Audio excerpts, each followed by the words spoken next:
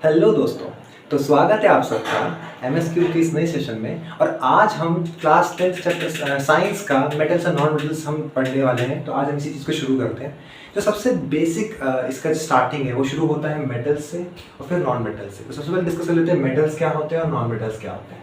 Generally जो होते हैं मेटल्स इलेक्ट्रॉन डोनेटर होते हैं। ये इसका हम आगे का कंसेप्ट हम आगे दूसरी क्लास चैप्टर्स में पढ़ रहे होंगे, बट सर हल्का सा आइडिया देता है। इलेक्ट्रॉन डोनेटर का मतलब है जो इलेक्ट्रॉन लूज करता है। आपको पता है आयनिक बॉन्ड्स कैसे बनते हैं, या जब इलेक्ट्रॉन्स जो है वो लूज या गेन किए जाते हैं किसी भी एलिमेंट के द्वारा।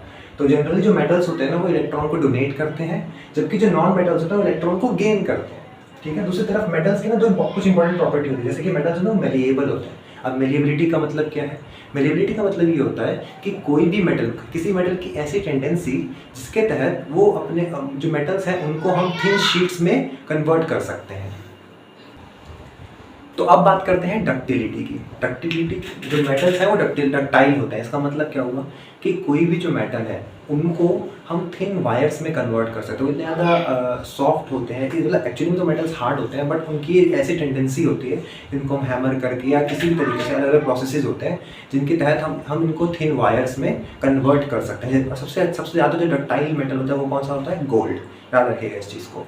तो जनरली जितना जो पता है, जो गोल्ड है बेसिकली उसके अगर आप 1 ग्राम क्वांटिटी को आप 1 किलोमीटर जितने बड़े वायर में कन्वर्ट कर सकते हैं। गोल्ड इतना ज़्यादा डक्टाइल होता है। ठीक है। तो मेटल्स के दो मेन प्रॉपर्टीज, इसके आपने डेफिनेशन में पूछा था, तो आप इसी डेफिनेशन को भी इसको ध्यान रख सकते हैं। इसके जो मेटल्स होते हैं वो गुड कंडक्टर्स होते हैं, हीट के भी और इलेक्ट्रिसिटी के भी। सबसे अच्छा एग्जाम्पल, सबसे ज़्यादा जो गुड कंडक्टर का एग्जाम्पल है मेटल्स के केस में वो होता है सिल्वर। सिल्वर जो है वो गुड कंडक्टर ऑफ इलेक्ट्रिसिटी होता है। इसके ऊपर एक क्वेश्चन भी बनता है जो हम आगे चैप्टर में डिस्कस करने वाले हैं। इसके अलावा जो मेटल्स होते हैं वो जनरली हार्ड होते हैं। जनरली सिल्वर, गोल्ड, कुछ प्लेटिनम वगैरह कुछ भी देखेंगे तो वो जनरली हार्ड ही देखने को मिलेगा आपको। ठीक है ना। जबकि नॉन मेटल्स ऐसा नहीं होता। नॉन मेटल्स जनरली गैसेस होते हैं, कुछ सॉलिड्स भी होते हैं। और ये कुछ इसका एक एक्सेप्शन भी है, जो ब्रोमीन है। ब्रोमीन एक टाइप का नॉन मेटल है, बट वो एक लिक्विड होता है। ये भी आप ध्यान रख सकते हैं। इसके अलावा कुछ एग्जांपल्स नॉन मेटल्स के हो गए, कार्बन, ऑक्सीजन, आयोडीन, काफ़ी सारे होते हैं। आगे डिस्कस करेंगे। मेटल्स के कुछ एग्जांपल ही था, हम मैंने अभी आपको बता दिया, gold, silver, copper, tin, lead, कुछ भी हो सकता है। ठीक है ना। इसके अलावा ये जो जनरली हार्ड होते हैं मेटल्स, जबकि जो मेटल्स हैं वो सोनोरस भी होते हैं, लस्ट्रस भी होते हैं। अब सोनोरस का मतलब क्या है? सोनोरस का मतलब होता है कि दे आर साउंड प्रोड्यूसिंग। जो मेटल्स होते हैं जनरली साउंड प्रोड्यूस करते हैं, कुछ ना कुछ वाइब्रेशंस क्रिएट करते हैं जिससे कि साउंड सुनाई देती है हमें। इसके अलावा लस्ट्रस का मतलब क्या होता है? लस्ट्रस का मतलब हो गया कि they are shine, they are shine making, मतलब उन लोगों में कुछ शाइन भी होता है काफ़ी ज़्यादा। तो आपको ये बहुत बेसिक सा इसका फंडामेंटल डेफिनेशन था, सारी चीज़ों का समझ में आ गया होगा। इसके कुछ इंपॉर्टेंट पॉइंट्स हैं मेटल्स और नॉन मेटल्स से रिलेटेड, वो हम अगले स्लाइड में डिस्कस करने वाले हैं। तो हमने अभी तक मेटल्स और नॉन मेटल्स में कुछ बेसिक डिफरेंशिएशन देख लिया। अब हम इनके ना कुछ फिजिकल प्रॉपर्टीज के बारे में बात कर रहे हैं। हर एक फिजिकल कुछ बेसिक फिजिकल प्रॉपर्टीज हमने देख लिया था कि जो मेटल्स हैं वो गुड कंडक्टर्स ऑफ हीट होते हैं, they are good conductors of electricity, malleability, ductile, हमने काफ़ी कुछ देख लिया था। फिर और बातें कर लेते हैं इनके बारे में।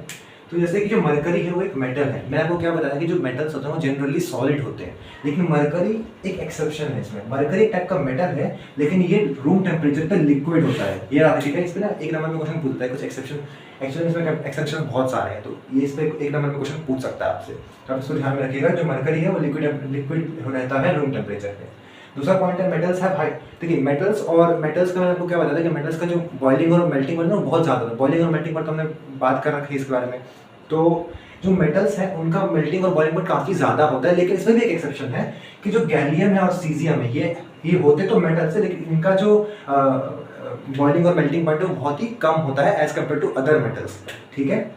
इसके अलावा अगर मैं कार्बन की बात करूँ तो कार्बन जो है ना, कार्बन के काफ़ी सारे अलग अलग फॉर्म्स पाए जाते हैं। कि कार्बन जो है वो हमने सबने देखा है, जैसे कार्बन जो है डायमंड और ग्रेफाइट के फॉर्म में भी काफ़ी ज़्यादा पाया जाता है। तो उन सबको हम क्या बोलते हैं? एलोट्रॉप्स ऑफ कार्बन बोलते हैं। जब हम कार्बोनेट्स कंपाउंड चैप्टर पढ़ेंगे तो हम इस चीज़ को और ज़्यादा डिटेल में स्टडी कर रहे होंगे। फिलहाल हम ये देखते हैं कि जो कार्बन है उसके अलग अलग फॉर्म्स को जिसको हम एलोट्रॉप कहते हैं। उन्हीं में से 2 एलोट्रॉप है, एक डायमंड और एक होता है ग्रेफाइट। इनकी खासियत क्या है? जो डायमंड है वो हार्डेस्ट नेचुरल सब्सटेंस है, हम बचपन में पढ़ लेते हैं वैसे तो। जो डायमंड है उस हार्डेस्ट नेचुरल सब्सटेंस होता है और इसका जो मेल्टिंग और बॉइलिंग है वो काफ़ी ज़्यादा होता है। ठीक है। आई होप आपको समझ में आ गया होगा। इसके अलावा ग्रेफाइट की बात है तो जनरली जो नॉन मेटल्स होते हैं वो they are not good conductors of electricity, लेकिन जो ग्रेफाइट है यहाँ पे ये भी एक एक्सेप्शन है। ग्रेफाइट जो है वो एक अच्छा कंडक्टर होता है किसका, इलेक्ट्रिसिटी का, ठीक है। अल्कलाइन मेटल्स क्या होता है इसके बारे में आगे बात करेंगे, बट अल्कलाइन मेटल्स का थोड़ा सा आइडिया दे देता हूँ। ये वो मेटल्स होते हैं जो कि ऑक्साइड्स फॉर्म करते हैं, जो कि बेसिक नेचर के होते हैं जनरली। जो अल्कलाइन वगैरह इसके बारे में आगे बात करेंगे। जैसे कि एक मेटल है जो कि सोडियम है, पोटेशियम है और लिथियम है। ये 3 स्पेशल ऐसे मेटल्स हैं जो कि अल्कलाइन मेटल्स इन्हें कहते हैं।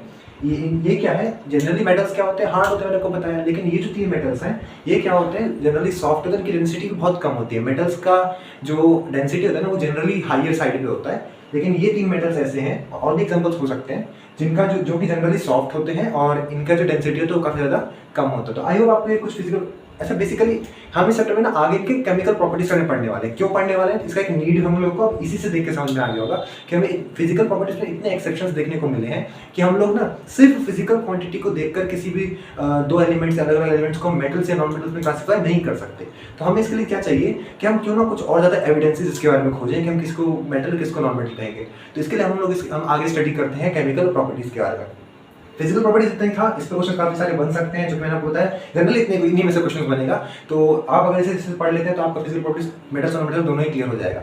अगले लेक्चर में हम बात करने वाले होंगे इन्हीं की केमिकल प्रॉपर्टीज के बारे में, कि जो मेटल्स हैं वो ऑक्साइड्स किस तरह के फॉर्म करते हैं, नॉन मेटल्स ऑक्साइड किस तरह के फॉर्म करते हैं, क्या एसिडिक नेचर होता है, क्या बेसिक नेचर होता है, हम ये सब डिस्कस करने वाले हैं। तो आई होप आपको आज का लेक्चर समझ में आया होगा। ये नोट्स हम आपको टेलीग्राम ग्रुप में प्रोवाइड कर रहे होंगे, तो टेलीग्राम ग्रुप का लिंक हमारे डिस्क्रिप्शन में, आप उसे वहाँ से जाके रीच कर सकते हैं। तब तक के लिए मिलते हैं नेक्स्ट वीडियो में। पढ़ते रहिए और सीखते रहिए।